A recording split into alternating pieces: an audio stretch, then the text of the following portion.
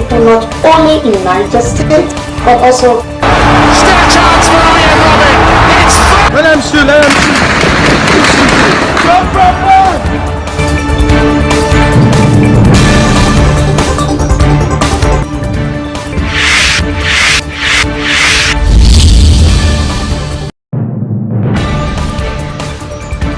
Fever in Taraba due to lack of specific dialysis machine. Proposed by the federal government to finance the deficit in the 2021 budget by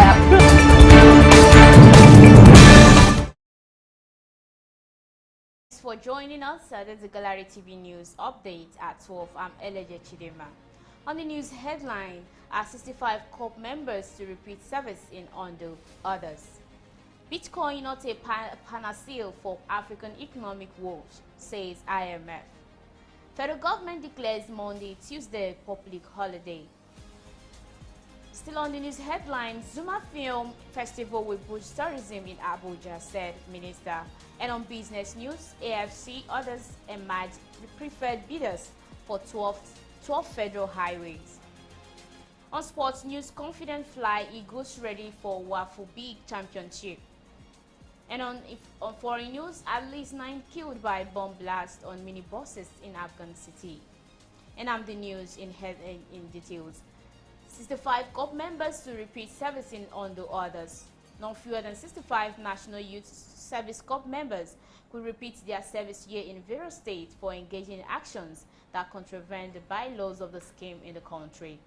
The offense committed by the sanctioned COP members include absconding from service, unauthorized journeys, and other miscellaneous offenses that violated the laws of the scheme in Nigeria. Speaking during the passing out parade in Abia State, the state coordinator NYSC, Jinji Dennis, said 9 of the 870 COP members of 2021 Batch A, Stream 2, will repeat the service year for absconding from service. Dennis said the measure was in line with the NYSC rules and regulation. He, however, noted that a COP member could be awarded by the state in recognition of his outstanding performance during his stay in Abia State, while 5 others could receive commendation certificates. In Enugu State, the state coordinator Sam Ujogu said 12 COP members who have absconded from service will be mobilized to start service afresh whenever they resurface. Ugoji, who made the statement during the passing out parade on Thursday, also said 38 COP members who participated in 2021 Batch A Stream 2 NYC had their service extended.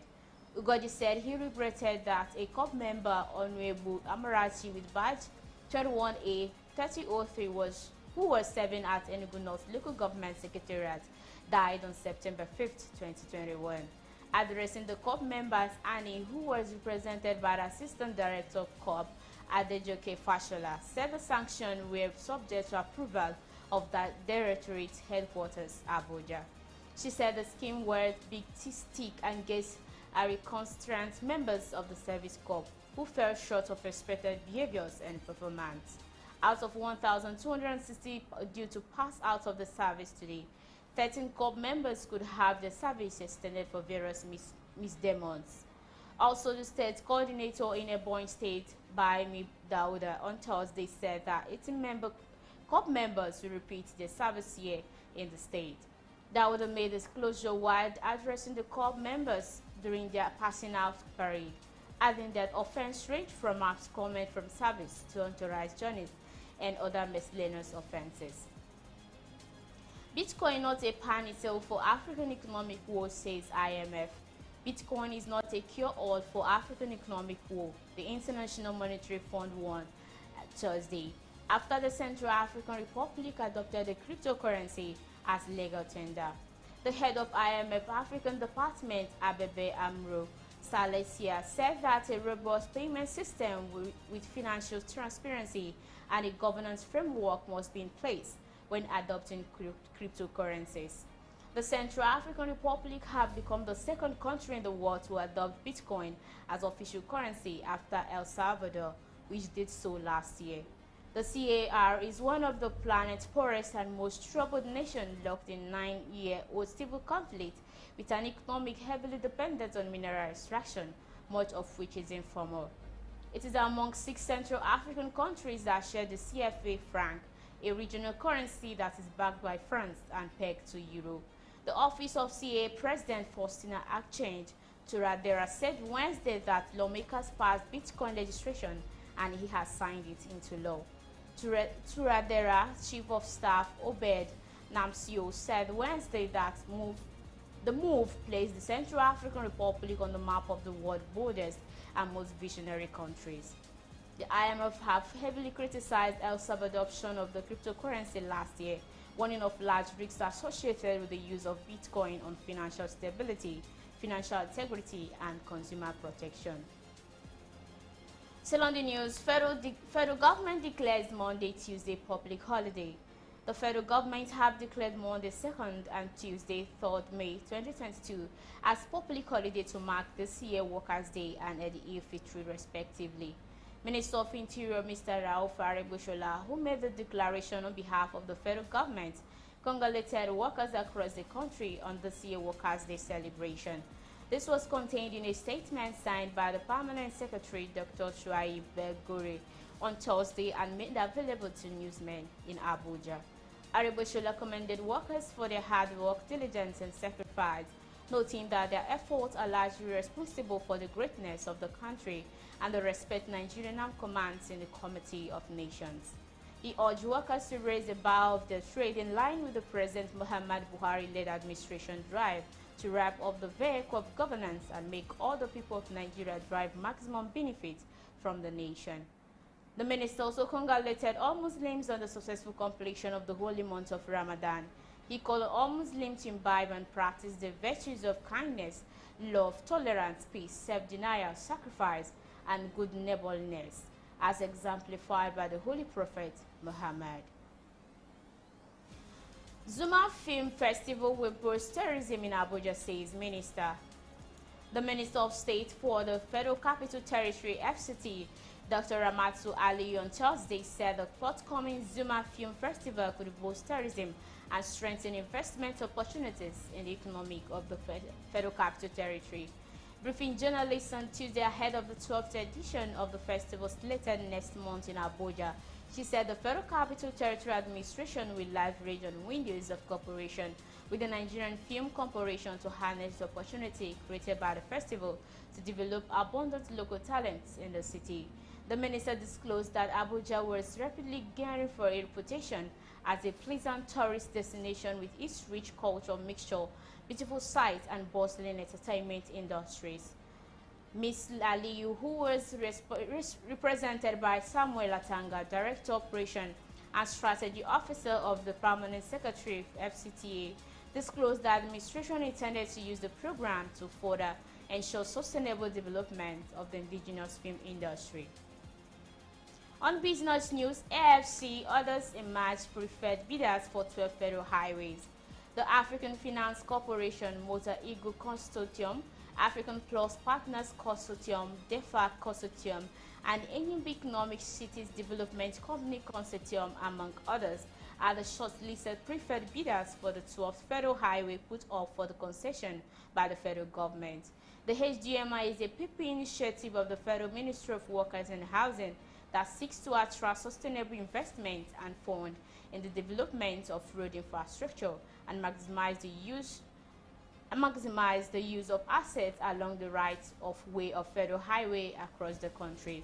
The first phase of the value-added concession under the HDMI seeks to concession 12 economical viable road corridors to technically and financially capable private sector firms and custodians. The 12th highway represents 1,963 kilograms or 5.6% of the Nigerian 35,000 kilometer federal highway, which include Beni to Asaba, Abuja to Lokoja, Kano to Katsina, Onitsha to Wari Aba, Shagamu to Bini, and Abuja Kaifi Akwanga highways. Others include Kano Maduguri, Kano Shuari, Kano Meduguri to Port Tiskun Damaturu, Lokoja to Bini, Enugu to Port Harcourt, Ilorin to Jeba, Lagos Ota, Biokuta, and Lagos Badagry semi-border. Documents seen by our correspondent in Abuja on Wednesday named some of the preferred bidders selected for the 12th road, including African Finance Corporation, Mito Angel Constitutorium to handle the Shagamu Bini and Lagos Badagry Road. On sports news, confident Flying Eagles ready for Wafu Big Championship. 7-time African champions Nigerian have high expectation as they head to Niamey, Niger Republic for the year Wafu B Under 20 Championship taking place from May 7 to 12th. Nigerian contingents went into Niamey on Thursday, and the Nigerian Football Federation (NFF) has arranged two friendly match in Niamey to put the team in good shape for the competition. Head coach Ladan Boso had selected a team of 28 years to compete against Ghana's Black Starlight and the Young Ethlons of Burkina Faso in Group B. Host Niger Republic, Benin Republic, Togo, Cote d'Ivoire will battle in Group A. The Flying Eagles will confront familiar foe Ghana in their first match of the competition on May 8 before they took on to Burkina Faso 3 days later. Both matches will hold at the General Seni Kuche Stadium in Niamey. Two teams will make the semi-final from each group, with two finalists qualifying to represent the Wafu B zone at the 2023 African Under-20 Cup of Nations. And on foreign news, at least 9 killed by bomb blasts on minibuses in Afghan city. Two bomb blasts aboard separate minibuses killed at least 9 people on Thursday in Mazar-e-Sharif, police said, just day after a deadly explosion rocked a Shiite mosque in the northern Afghan city. The target appeared to be Shiite passengers' bag, provincial police spokesman Azif Waziri told AFP, adding that 13 people were wounded in the blast. The blast occurred within minutes of each other in different districts of the city as commuters were heading home to break their down-to-dusk Ramadan fast, Waziri said. Thursday blast came just day after a deadly bomb attack at the Shiite mosque in Mazar-e-Sharif killed at least 12 worshippers and wounded more. And that's all. That will bring us to the end of News at 12 on the Gallery TV. I'm Eleje Chidema. Do join us for yet another update. Thanks for watching.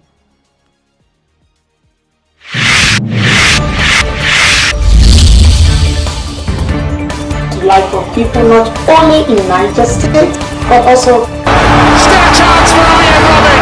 It's Let him shoot, let him shoot.